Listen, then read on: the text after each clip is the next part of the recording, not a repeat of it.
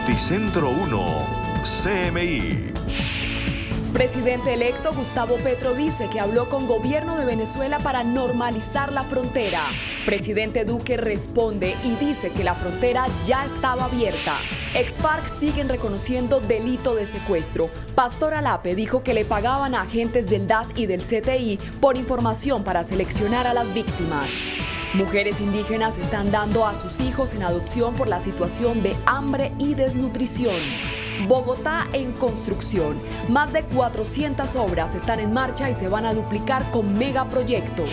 Capturan a uno de los más buscados por robos en Transmilenio.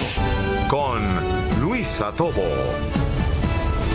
Muy buenos días, bienvenidos a Noticentro 1 CMI. En el segundo día de audiencia de reconocimiento por el delito de secuestro ante la JEP, los excomandantes de las FARC siguen entregando detalles de cómo operaban. Pastor Alape aseguró que le pagaban a agentes del DAS y del CTI por información sobre víctimas. Didier Chica tiene los detalles. Didier, muy buenos días. Luisa Fernanda, buenos días. Efectivamente, en este segundo día de audiencia de la Justicia Especial para la Paz, pues los excomandantes de las FARC siguen revelando detalles sobre la crueldad que tuvieron ellos en contra de sus víctimas durante el secuestro. Hoy el turno es para las víctimas de secuestro extorsivo, las víctimas que estuvieron secuestradas durante largos periodos, mediante las cuales las FARC financiaba su funcionamiento con lo que cobraba por los rescates. Y dentro de los detalles de cómo ocurrieron estos secuestros, Joaquín Gómez ha revelado también que en muchos casos las víctimas morían en cautiverio y ellos le cobraban a las familias por entregarle los cadáveres. Por la recuperación de cadáveres. A veces la persona moría en cautiverio y a pesar de ello hubo muchos casos que a los familiares no se les decía nada, sino que se les seguía cobrando. Cuando la actitud, en un caso de eso, la actitud más lógica, más sensata, más humana, era comunicarle a la familia y regresar el cadáver.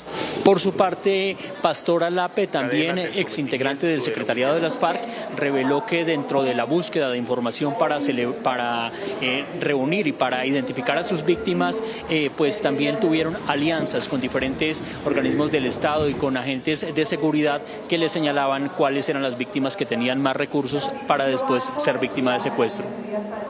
Y esta práctica, diríamos, fue incontrolable en muchas regiones. Y más cuando llegamos a este otro proceso de descomposición de la organización y de los liderazgos, que fue hacer acuerdos con bandas, es decir, con criminales, es decir, lumpenizar las finanzas de la organización.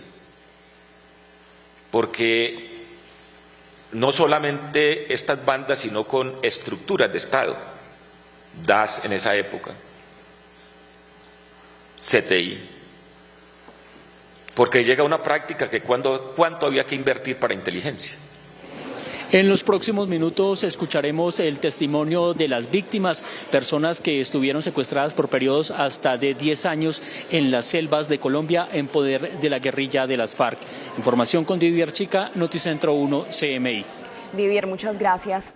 El presidente electo Gustavo Petro reveló hoy que se comunicó con el gobierno de Venezuela para normalizar la situación de la frontera a partir del 7 de agosto.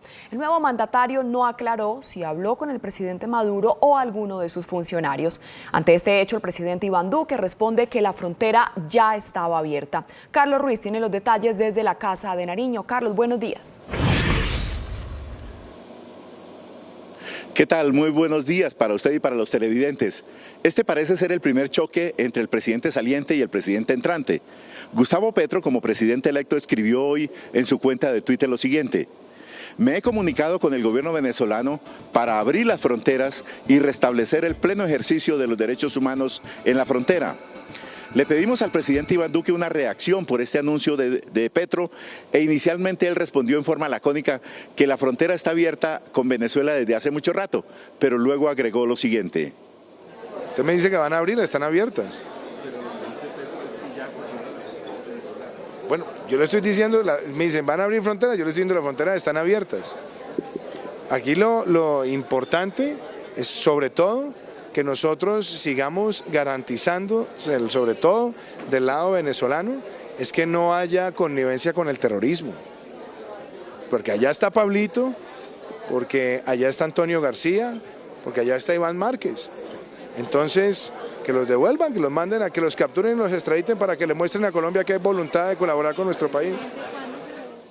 Colombia y Venezuela no tienen relaciones diplomáticas desde comienzos del año 2018, cuando el entonces presidente Juan Manuel Santos desconoció el resultado que llevó a un nuevo mandato al presidente Nicolás Maduro. Con Carlos Ruiz, desde la Casa de Nariño, Noticentro 1, CMI. Carlos, muchas gracias.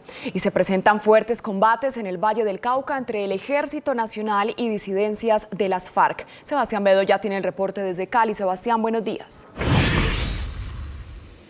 Hola Luisa, televidentes, muy buenos días. Fuentes militares le confirmaron a Noticentro 1 CMI que los dos cabecillas de la disidencia, Jaime Martínez de las FARC, abatidos en estos combates en el centro del Valle del Cauca, específicamente en zona rural del municipio de Guacarí, corresponden a los alias de Araño y Repollo, dos cabecillas de la disidencia de las FARC abatidos durante combates que se han registrado en las últimas horas. Hasta el momento el Ejército Nacional no ha emitido ningún tipo de pronunciamiento, toda vez que en este momento todavía continúan los fuertes operativos en esta zona del departamento y nosotros seguiremos muy atentos. Y ahora con información del puerto de Buenaventura, porque hay luto en esta importante región del Pacífico colombiano por la muerte de un niño de 14 años, el cual fue arrastrado por una creciente súbita del río Dagua cuando el menor estaba departiendo con sus amigos y fue arrastrado en medio de un torrencial aguacero y fue ubicado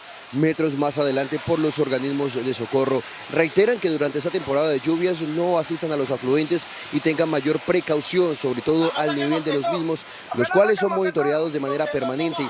Hasta el momento, más de 20 municipios han reportado algún tipo de afectaciones en los últimos 7 días. Mucho enredo, y finalizamos con una lamentable noticia, también esta vez del barrio Mariano Ramos, en el oriente de Cali, donde un adolescente de 17 años le disparó, causándole la muerte de manera inmediata a su madre, una mujer de 38 años, la cual se encontraba en esta vivienda cuando el menor la abordó y le disparó. Hay consternación en este sector por la muerte de esta madre a manos de su propio hijo, el cual intentó ocultar el cuerpo, pero tanto las autoridades como la comunidad del sector lo impidió y en este momento se encuentra privado de su libertad y con el restablecimiento de sus derechos. A este adolescente se le halló un arma de fuego. Es por ahora la información desde Cali. Sebastián Bedoya, Noticentro 1 CM. Sebastián, muchas gracias. Y por desnutrición y hambre, mujeres indígenas están dando a sus hijos en adopción. Esta es la vereda Don Diego, situada en el piedemonte de la Sierra Nevada de Santa Marta. Hasta este lugar llegan las mujeres de la etnia Kogi para dar en adopción a sus hijos y así salvarlos de la muerte. Los esposos Carmen y Álvaro han adoptado a 3 niños indígenas Kogi hasta educarlos. Los indígenas están muriéndose literalmente de hambre, de desnutrición y de enfermedades en la parte alta de la sierra. Los niños en su nuevo hogar siempre han compartido una cultura diferente y han crecido con aspiraciones en la medicina. Yo fui adoptada desde 1 año. La familia que me adoptó me ha dado buena alimentación, estudios. Ya este año me gradúo y pues quiero estudiar medicina para ayudar a mi etnia. Desde la vereda Don Diego, la señora Carmen Álvarez le hace estas recomendaciones al presidente electo Gustavo Petro. Nuestros indígenas se están extinguiendo por enfermedades y por desnutrición. Entonces esa es mi petición, para que el gobierno mire hacia los indígenas. Más de 50 niños de la etnia Kogi han muerto por enfermedades respiratorias y desnutrición aguda en la población de Taminaca, entre Dibuya, Guajira y el Magdalena, Sierra Nevada de Santa Marta. Y a Medellín regresó el pico y placa tras varios días en los que la movilidad estuvo afectada en la capital de Antioquia por daños en una vía del metro. Yusi Chaparro tiene el reporte. Yusi, buenos días. Hola Luisa y televidentes, buenos días. Como usted lo indicaba, fue una semana de esta contingencia en el sistema metro de Medellín y justamente sus directivas anunciaron que ya fue superada la contingencia por la socavación que se habría presentado entre las estaciones Tricentenario y Caribe, exactamente por las afectaciones de una quebrada a la vía férrea. Fue entonces cuando las autoridades decidieron que retornaría también el pico y placa para particulares, solucionando el caos de movilidad que se presentó en la ciudad durante los últimos días, en donde se presentaron varias congestiones y también quejas por parte de los conductores. Y a las 11:11 de la mañana, en otras noticias de Medellín, estamos afuera del edificio Continental Tower, en donde parte de sus propietarios y también vecinos se quejan que está siendo ocupado de manera ilegal por muchas familias, en su mayoría habitantes de calle y también venezolanos, niños que habrían llegado a este edificio que fue evacuado en el año 2013 debido a una contingencia por fallas estructurales y que ahora, como se ve al fondo, se lo están llevando a pedazos. Piedad Vergara es una de las vecinas.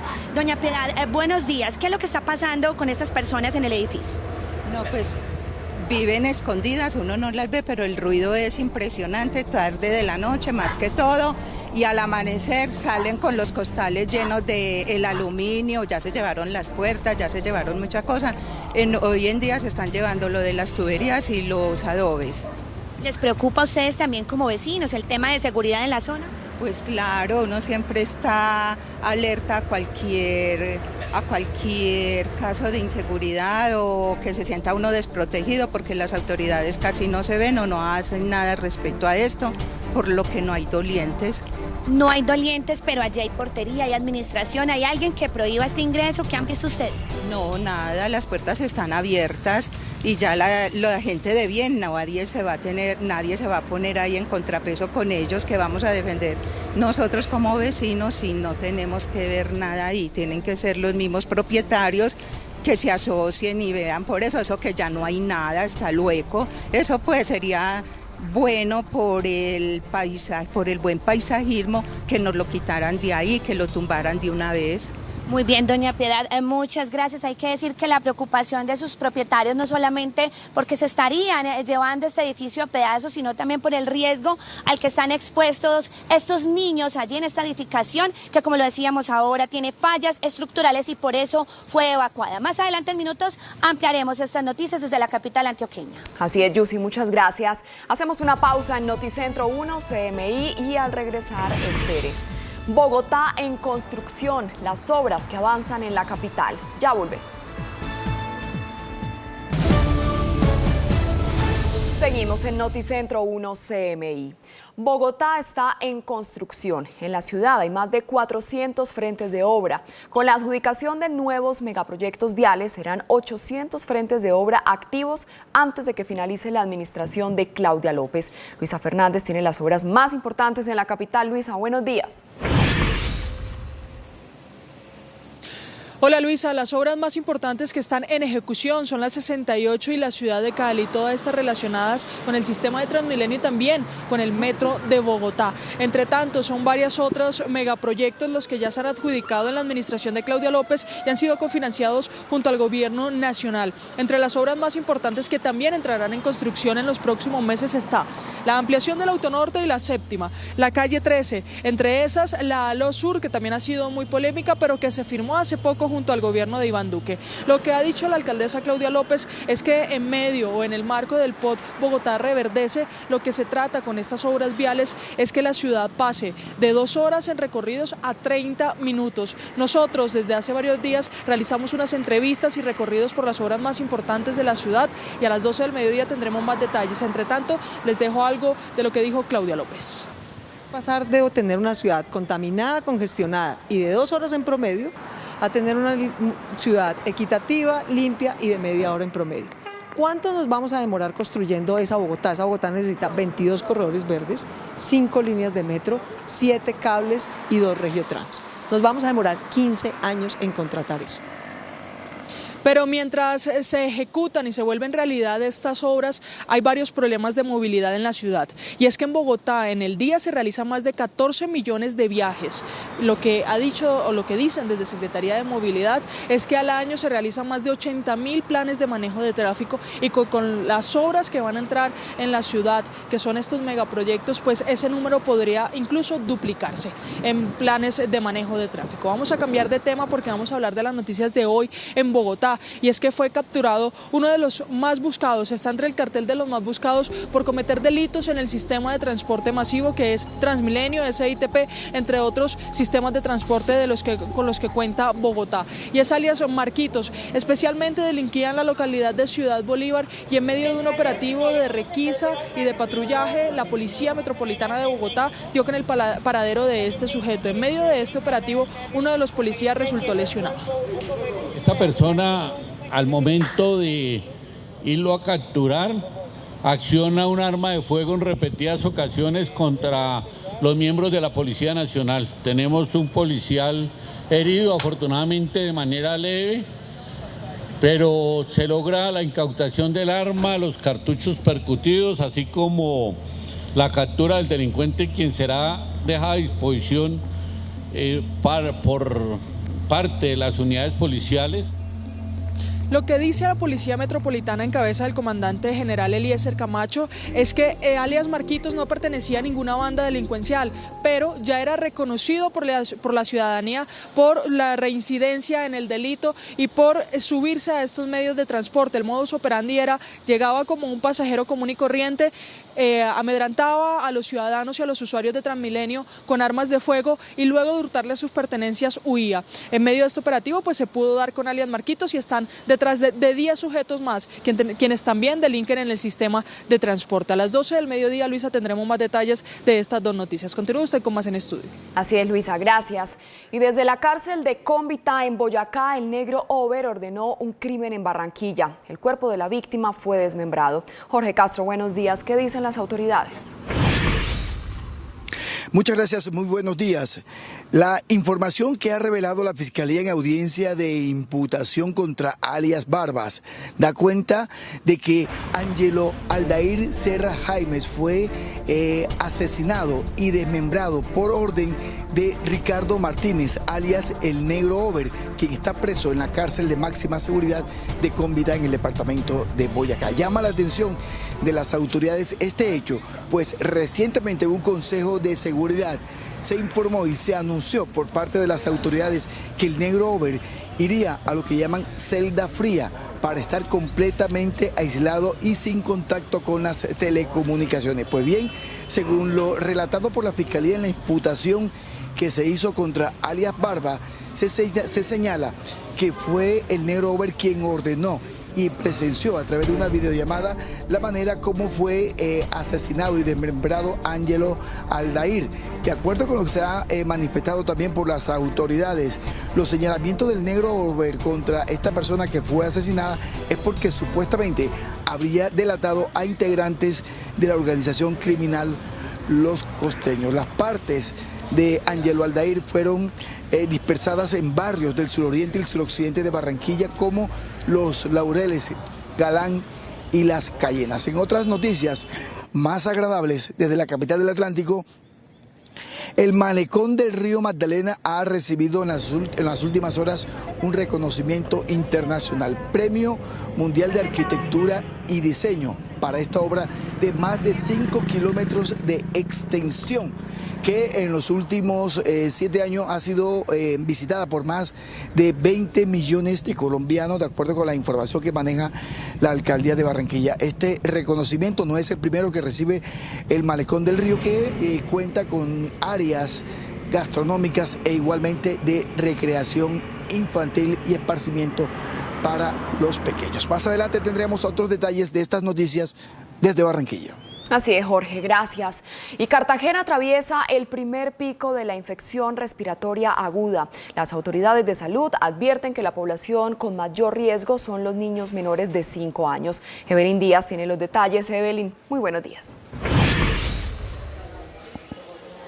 Buenos días, Luisa y televidentes. Pues bien, de acuerdo con las autoridades, Cartagena normalmente atraviesa por 2 picos respiratorios al año. Uno es este que estamos viviendo ahora y que es producto de las lluvias de abril, mayo y junio, y otro que se presenta gracias a los vientos de final de año. Cabe anotar que la población infantil, especialmente los menores de 5 años, son los más afectados con esta infección respiratoria aguda, más conocida como IRA. Cabe anotar también que hasta finales del mes de mayo han sido más de 1.600 las hospitalizaciones por esta enfermedad, y de esas 1.600, de esas más de 1.600, 580 han requerido hospitalización en UCI. Pero más adelante tendremos los detalles de este padecimiento que está viviendo Cartagena por estos días. Evelyn Díaz, Noticentro 1 CMI. Bien, Evelyn, gracias. Hacemos una pausa en Noticentro 1 CMI y al regresar esperen deportes. En la Casa de Nariño, el presidente de la República, Iván Duque, le entregó el pabellón nacional a los deportistas colombianos que competirán en los Juegos Bolivarianos. Ya regresamos. Un potente terremoto de 6,1 grados sacudió el sureste de Afganistán, dejando al menos 1.000 muertos y 1.500 heridos. El presidente ucraniano Volodymyr Zelensky hablará en la cumbre de la OTAN en Madrid, y el mandatario estadounidense Joe Biden propone suspender el impuesto federal al precio de la gasolina para evitar nuevos aumentos. Las noticias del mundo en Noticentro 1 CMI. Un terremoto de magnitud 6,1 en la escala de Richter sacudió una región rural y montañosa del este de Afganistán, en las provincias de Paktika y Khost, cerca de la frontera con Pakistán, el cual dejó al menos 1.000 muertos y 1.500 heridos. Los equipos de rescate del país llegaron en helicóptero a la zona, pero es probable que los esfuerzos sean complicados, teniendo en cuenta que muchas agencias de ayuda internacional abandonaron Afganistán después de la toma del país por parte de los talibanes el año pasado. Las autoridades señalan que este sismo ocurrido la madrugada de este miércoles es el más mortífero en 2 décadas y advierten que el número de víctimas mortales podría aumentar en las próximas horas. Una de las 2 más grandes refinerías de petróleo de Rusia, la de Novochantisk, en la región de Rostov, a pocos kilómetros de la frontera con Ucrania, fue atacada por 2 drones que provocaron un incendio. Videos compartidos en redes sociales muestran un dron moviéndose por el cielo, seguido de una explosión y un gran incendio. La refinería, ubicada a solo 8 kilómetros de la frontera con Ucrania, tiene una capacidad anual de hasta 7,5 millones de toneladas y comenzó a operar en 2009. El presidente de Ucrania, Volodymyr Zelensky, intervendrá en la próxima cumbre de la OTAN, que se celebrará en Madrid los días 29 y 30 de junio, pero lo hará por videoconferencia. Según el subjefe de la Oficina Presidencial de Ucrania, el evento dará como resultado la adopción de un nuevo concepto estratégico en materia de defensa para la OTAN, con la que encara la próxima década. El presidente de Estados Unidos, Joe Biden, pedirá este miércoles al Congreso estadounidense que apruebe una suspensión de 3 meses del impuesto federal sobre la gasolina para ayudar a combatir los precios récord en los surtidores. Según altos funcionarios de la administración, el mandatario también pedirá a los distintos estados del país que suspendan temporalmente sus impuestos sobre el combustible, que suelen ser más elevados que los federales, y solicitará a las principales empresas petroleras para que acudan a una reunión con un secretario de Energía a finales de esta semana con ideas sobre cómo recuperar la capacidad inactiva de refinado. 3 personas resultaron con heridas leves en un incendio que se produjo en un avión de pasajeros procedente de República Dominicana que aterrizó en el Aeropuerto Internacional de Miami. El avión, un CRL de la aerolínea Red Air, se incendió tras realizar un aterrizaje forzoso que, según 7 News Miami, causó el fuego y afectó a una torre de comunicaciones y un pequeño edificio en la pista. Bomberos del condado acudieron al lugar del siniestro y extinguieron el fuego. Como consecuencia del accidente en el aeropuerto de Miami, algunos vuelos sufrieron retrasos. Presidente electo Gustavo Petro dice que habló con gobierno de Venezuela para normalizar la frontera. Presidente Duque responde y dice que la frontera ya estaba abierta. Ex-FARC siguen reconociendo delito de secuestro. Pastor Alape dijo que le pagaban a agentes del DAS y del CTI por información para seleccionar a las víctimas. Mujeres indígenas están dando a sus hijos en adopción por la situación de hambre y desnutrición. Bogotá en construcción. Más de 400 obras están en marcha y se van a duplicar con megaproyectos. Capturan a uno de los más buscados por robos en Transmilenio. Con Luisa Tobo. Seguimos en Noticentro 1 CMI. Hoy, en el segundo día de la audiencia de reconocimiento del delito de secuestro ante las víctimas, los excomandantes de las FARC revelaron que a pesar de que algunas de sus víctimas estaban muertas, seguían cobrando por su rescate. Didier Chica, ¿qué más ha pasado en esta audiencia? Buenas tardes. Luisa, buenas tardes. Pues hemos escuchado ahora el testimonio de varias víctimas que relataron cómo su vida y las de su familia fue destruida por el secuestro de algunos familiares. Por ejemplo, escuchamos a la señora Diva Cristina Reyes, a quien le secuestraron a su papá de 63 años. Pagó el rescate y después de que su papá fue liberado, secuestraron a otros familiares y la persona que había salido del secuestro, su padre, tuvo que seguir trabajando para pagar la liberación de otros de sus familiares. Entre varios testimonios que relatan la crueldad de los secuestros cometidos por las FARC. Cuando llega mi padre, ese 24 de diciembre del 99, oh sorpresa, que mientras mi padre estaba saliendo por una zona, por otra zona se estaban llevando una hermana media y una prima. Quiere decir que mi padre salía a seguir recaudando dinero para seguir pagando el secuestro, ya no de él, sino de sus familiares. Fue muy triste porque mi papá venía psicológicamente muy mal, supremamente mal, a tal punto que no nos quería ver, que le habían vendido la idea de que nosotros éramos lo más malo de este mundo y que gracias de pronto a otras personas externas a sus hijos, estaba vivo y estaba por fuera de su secuestro.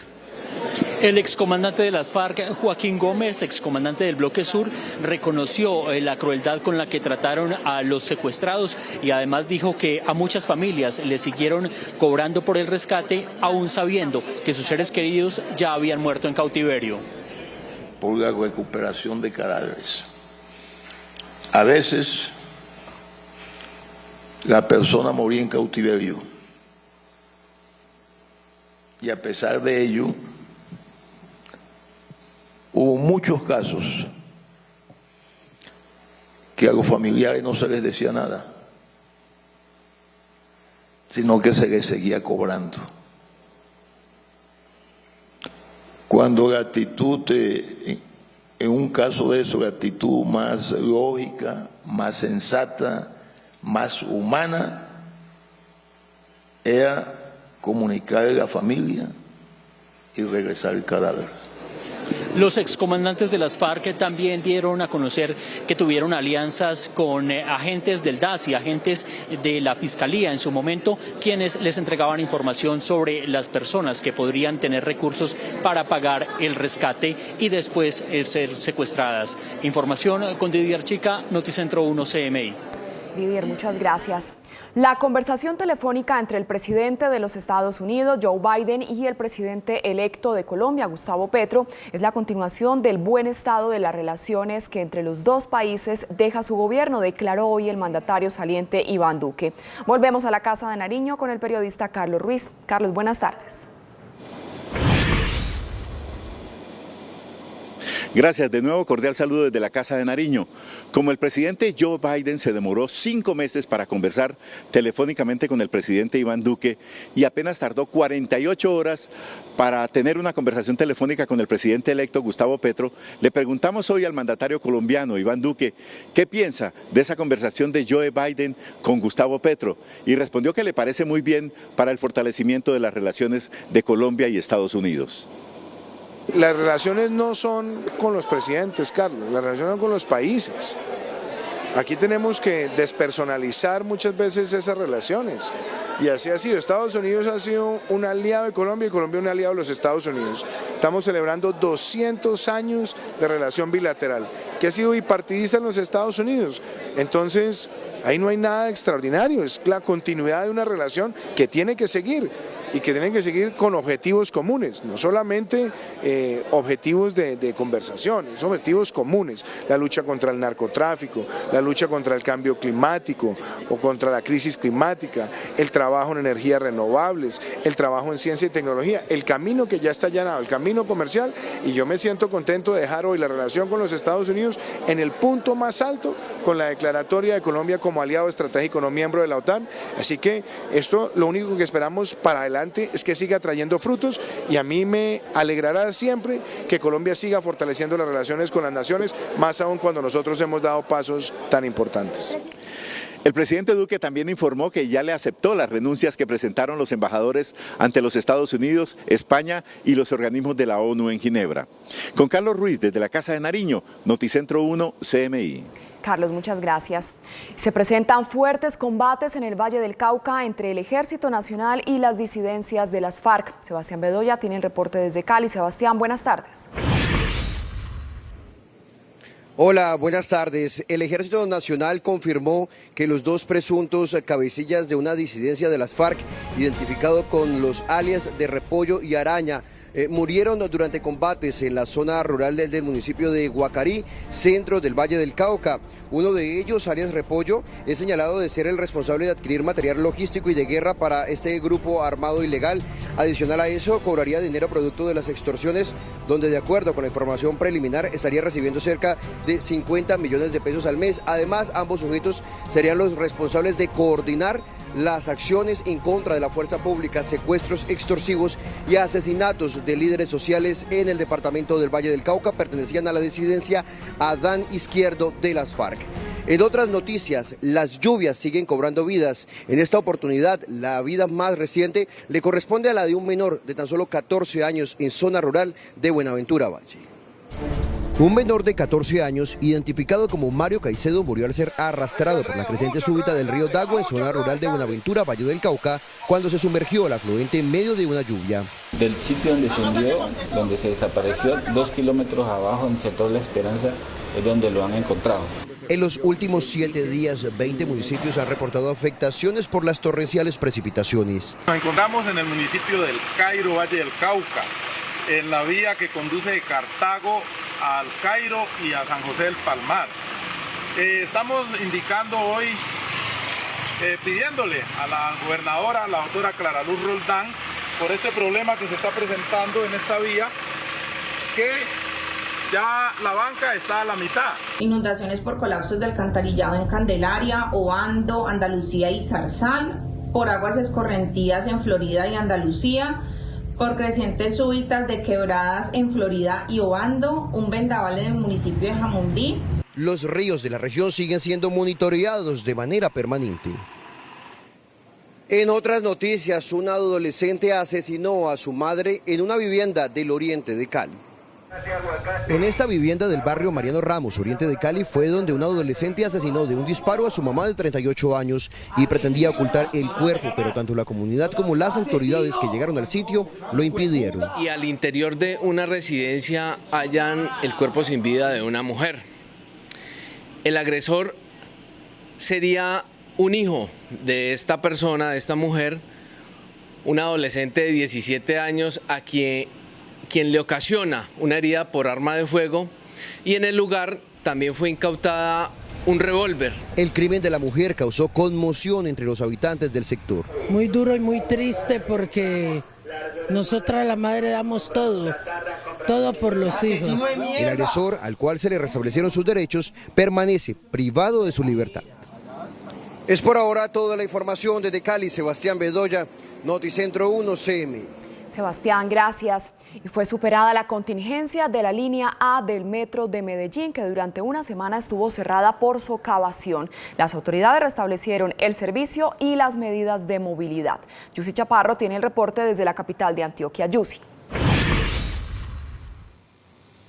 Hola Luisa, buenas tardes. Este restablecimiento no solamente es para el servicio en el sistema metro en todas las estaciones, sino también de las medidas de movilidad como el pico y placa para vehículos particulares y motocicletas. Luego de una semana de contingencia por socavación en la vía férrea en el metro de Medellín, fue arreglado el daño y restablecido con normalidad el servicio en todas las estaciones. Gracias a un trabajo 24/7, realizar unos llenos como paliativo y unas inyecciones de concreto fluido debajo de la vía férrea, en la zona de la falla de la cobertura de la quebrada La Cantera. Tras superarse la emergencia, autoridades decidieron reanudar también el pico y placa para particulares y motos en la ciudad. Conductores celebraron la decisión, pues la movilidad durante estos días fue un caos por congestión. Está un poquito menos descongestionada. El día de ayer fue un poco caótico. Bien, está muy bien, sí. Pues sin congestiones, sin nada. La medida del pico y placa seguirá desde las 5 de la mañana hasta las 8 de la noche en toda el área metropolitana. Y en otras noticias de Medellín, a las 12:10 del mediodía estamos afuera del edificio Continental Tower en el barrio Las Palmas, en donde los propietarios y también algunos vecinos denuncian una ocupación ilegal por parte de 60 personas, en su mayoría son venezolanos, que están allí con niños exponiéndose al riesgo, pues este edificio fue evacuado en el año 2013 por fallas estructurales, no deberían estar allí, y además porque según las denuncias que tienen estos propietarios se estarían robando por partes esta edificación. Entre tanto, la liquidadora asegura que ellos están pagando administración, que no hay portero, que en este momento CDO se declaró insolvente y que no tienen cómo solucionarlo y debería ser la policía quien hace inspección. Es todo desde Medellín. Yussi Chaparro, Noticentro 1 CMI. Feliz tarde. Yussi, muchas gracias. Hacemos una pausa en Noticentro 1 CMI y al regresar, espere. Bogotá en construcción, las obras que avanzan en la capital. Ya volvemos. Seguimos en Noticentro 1 CMI. Bogotá está en construcción. En la ciudad hay más de 400 frentes de obra. Con la adjudicación de nuevos megaproyectos viales, serán 800 frentes de obra activos antes de que finalice la administración de Claudia López. Luisa Fernández con los detalles. Luisa, buenas tardes. Luisa, entre las obras más importantes que ya se están ejecutando está la carrera 68, también en la ciudad de Cali, y las que están próximas a construirse son la calle 13, la ampliación del Autonorte, la ampliación de la séptima y también la Alo Sur. En Bogotá se realizan más de 14 millones de viajes al día, una cifra compleja para una ciudad que está en construcción. Según el distrito, hoy la capital tiene 400 frentes de obra, varios firmados en la alcaldía de Peñalosa que dieron inicio en la de Claudia López. La avenida 68 y la ciudad de Cali entre las obras más importantes. La inversión es superior a los 3 billones de pesos, alrededor de 3.3 billones de pesos.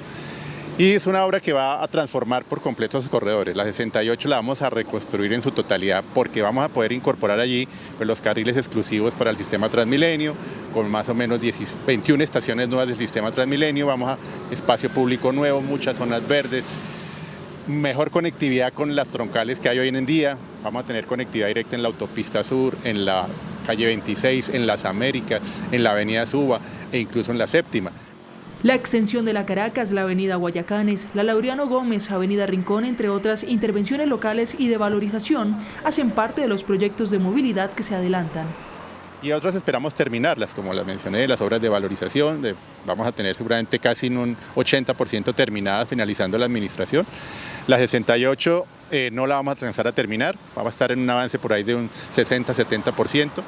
Sin duda, Bogotá tendrá un sistema de movilidad distinto en los próximos 6 años, porque a las obras que dejó el peñalosismo se suman los megaproyectos cofinanciados con el gobierno nacional actual, que tienen un enfoque en las salidas y entradas a la gran ciudad de los colombianos, como la ampliación del Autonorte y la séptima, la calle 13 y lo que será la Alo Sur.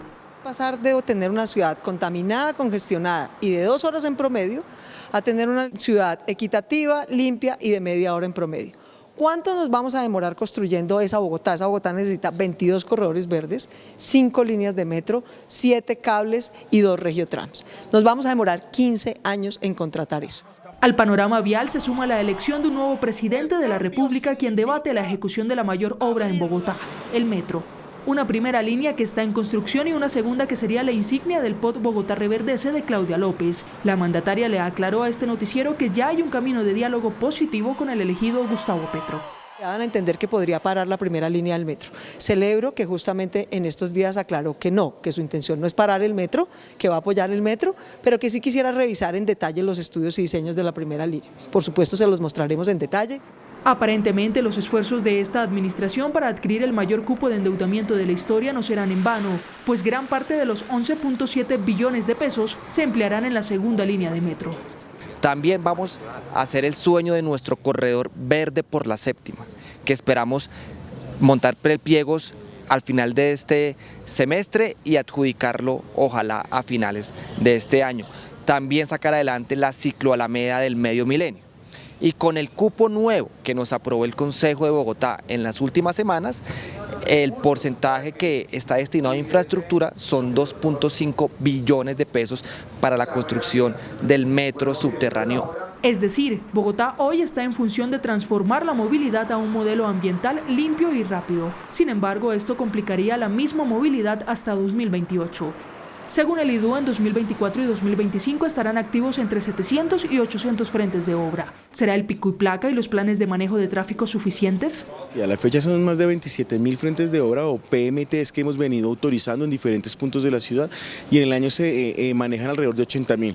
Esperamos que este año, con toda la obra que estamos teniendo, este número incremente de manera significativa. La Secretaría de Movilidad viene trabajando desde hace meses en modelos de simulación de tránsito y de transporte de toda la ciudad. Esto ha permitido ir analizando y diseñando cuáles van a ser esos planes de contingencia. La bicicleta y el transporte público son para la administración la mejor opción para movilizarse. Actualmente 12.383 empleados trabajan en estas obras. En otras noticias, hoy fue capturado alias Marquitos, un reconocido delincuente de Bogotá dedicado al hurto en el transporte masivo. Fue capturado uno de los delincuentes más buscados en Bogotá por delitos cometidos en el sistema de transporte. Emiten un cartel de los más buscados donde este delincuente está solicitado por parte de la Fiscalía por el delito de hurto calificado y agravado. Aparte, esta persona, al momento de irlo a capturar, acciona un arma de fuego en repetidas ocasiones contra los miembros de la Policía Nacional. Tenemos un policial herido. Alias Marquitos no pertenece a una banda delincuencial, pero por su reincidencia en el delito era una prioridad capturarlo. Al momento tenemos evidenciada la participación en cerca de 12 casos con el grupo criminal. El modus operandi principalmente lo realizaba, se suben como pasajeros al vehículo de transporte con arma blanca, traumática de fuego. En un momento dado, en las zonas periféricas de la ciudad, inician el hurto a las personas, posteriormente descienden del vehículo. El señalado tiene antecedentes por homicidio. 11 personas más son buscadas por los mismos delitos. Desde el centro de Bogotá, Luisa Fernández, Noticentro 1 CMI. Luisa, muchas gracias. Hacemos una pausa en Noticentro 1 CMI y al regresar, espere. El Malecón de Barranquilla gana Premio Internacional de Arquitectura. Ya volvemos. Seguimos en Noticentro 1 CMI. Cartagena atraviesa 2 picos respiratorios al año. El primero es este con las lluvias de abril, mayo y junio, y el otro se vive con los vientos alisios al final del año. Hasta corte de finales del mes de mayo en la ciudad se habían notificado un total de 1.687 hospitalizaciones, 580 pacientes que han requerido UCI y 110.675 pacientes atendidos en consulta externa y urgencias por esta afectación. El Gran Malecón de Barranquilla ganó el Premio Internacional Architecture Design Awards 2022. El Gran Malecón del Río en Barranquilla es, según la alcaldía, el espacio público más visitado de Colombia, con más de 20 millones de visitantes desde 2017. El proyecto marcó la transformación urbana de Barranquilla. Ha sido ya ganador de otros premios de arquitectura y diseño y hoy se acaba de ganar un premio más.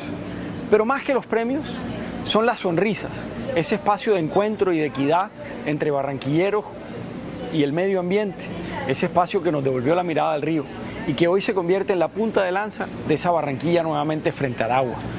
El Gran Malecón del Río tiene una extensión de 5 kilómetros en los que cuenta con 2 unidades funcionales, una gastronómica y un espacio recreativo que cuenta con parques infantiles, una plaza para eventos culturales, entre otros espacios destinados al ocio. Se convierte en una gran oportunidad para que Barranquilla se reencuentre con el agua, preserve su medio ambiente y al mismo tiempo lo utilice como un motor de turismo, de desarrollo y de empleo. En el diseño del malecón se tomaron en cuenta características típicas de Barranquilla, como la topografía, geografía, historia, vecinos y el clima, todo ello visto en elementos como materiales, colores y conceptos.